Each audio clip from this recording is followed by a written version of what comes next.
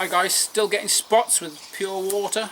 Well, you shouldn't do if your water is pure. Of course, there's parts per million, then there's parts per billion, so technically it's never totally, absolutely pure. But it's good enough for what we do as window cleaners. Parts per million is just fine, I promise you. A lot of people are a bit worried. They know the water's zero. Okay, they've got the TDS meter, total dissolved solids. Okay, quite a few use this one. There are better ones, I know. If you're always worried it's always at zero, you think there's something wrong with it, just put your tongue on it like that and press hold. Usually comes out 132 with me. Can you see that? Yeah, 132. Lol. So that's how you know that's working. That's working for sure. So don't worry about that. A lot of people fuss and faff about, scared to death about the water being, you know, it's not zero. Okay, or it might be just a few above. Did you know that you could actually go up to 50 parts per million, 050, okay, and it still technically won't show any spots? I wouldn't try that though, because of course you haven't got the same rinsing, you know, with 50. But I've gone up to say 20. Not necessarily recommended because your rinse needs to be absolutely perfect. However, don't fuss around it being absolutely zero in this case, because it really doesn't matter.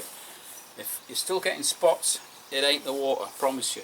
Okay, it's possibly a number of things. Maybe a technique, maybe you're not rinsing enough, maybe you haven't got enough water flow, not necessarily the pressure, the water flow, how many litres per minute you get.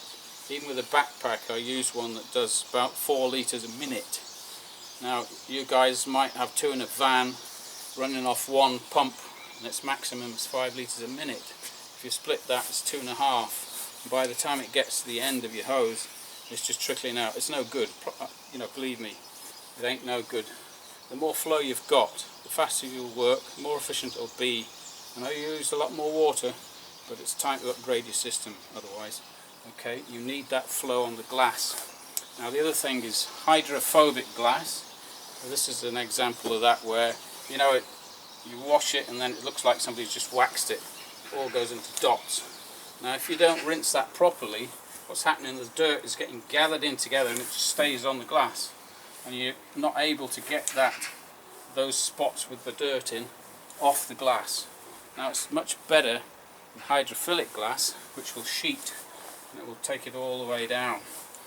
Okay, there's products on the market like Vision, etc. That might help a bit. You could also use you know, that stuff you put in dishwashers, Rinse Aid. I'm currently trialing that as well.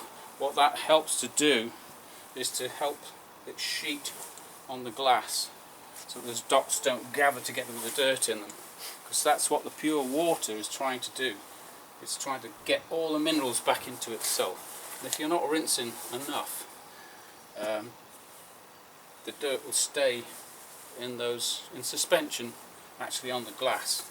Now it doesn't matter really what sort of brushes you use, the jets as well, although fan jets, a lot of people have told me that what will happen is that the spray will go everywhere and it will just draw it from all over, even from the brickwork. You know, it'll spray everything. So I think you've got more control with pencil jets, which are in this one. This brush from X-Line, the Evo Light, I quite like the bristle combination on this. I think it's near perfect. Other brushes, you get a rinse bar like this, as you know. You've heard me harp on about it a lot. You need quite a bit more pressure from your system to get this to work properly, because there's so many jets here. But again, here, if you do the tops of the frames, which I suppose everybody will say you're supposed to do, what will happen with this brush, unfortunately, is you can actually get, you see the cladding up there, hit the cladding and it might actually run down on the glass. But really with these there's a special technique which I'm not going into now, which you angle the brush like this on the glass so it doesn't actually spray onto the cladding above. As for rinsing on the glass, I've been doing that for a while now, even with this brush here with the X-Line Evo Light. I've had no problems at all. So as far as I'm concerned, it's really your rinse that's going to count. Of course, it all depends as well. If you're doing a first clean, you're going to have to rinse a lot more, etc. I do my work every 4 weeks, which is, I think it's a nice balance, and I haven't really had any problems. You'll know if you've got any problems by the amount of complaints you get, but I haven't hardly had any for ages. So there you go. So it's never going to be the water, guys. It's going to be something else. So you can rely on the water. Okay, job done.